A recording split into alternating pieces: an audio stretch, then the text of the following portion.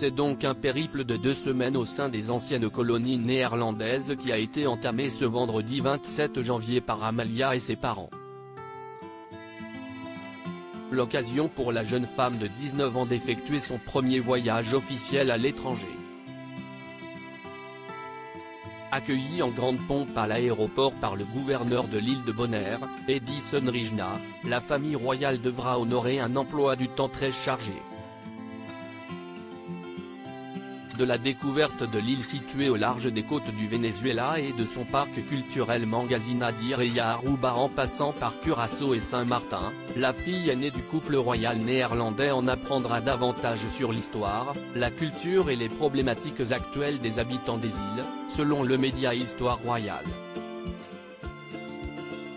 La reine Maxima et sa fille ont été acclamées dès leur arrivée sur l'île.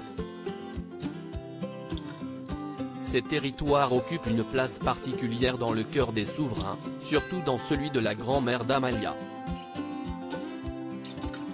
La reine Béatrix, qui a gouverné de 1980 à 2013, y effectuait des voyages fréquents dont le dernier remonte à la fin novembre 2021.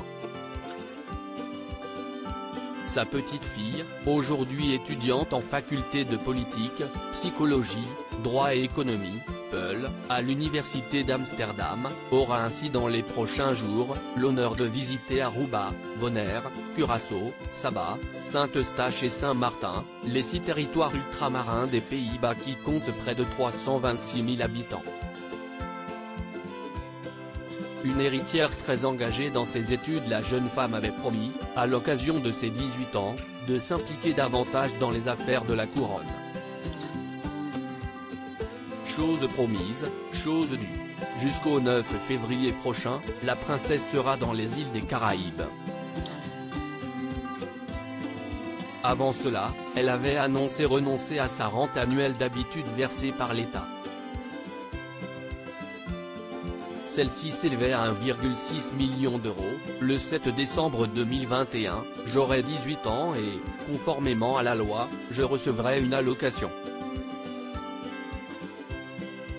Cela me met mal à l'aise tant que je ne fais rien en retour, et alors que d'autres étudiants ont beaucoup plus de mal, surtout en cette période de coronavirus, avait-elle écrit dans une lettre au Premier ministre des Pays-Bas, Mark Rutte. La prétendante au trône avait ensuite affirmé que sa décision serait effective jusqu'à ce qu'elle génère des revenus dans son rôle de princesse d'Orange.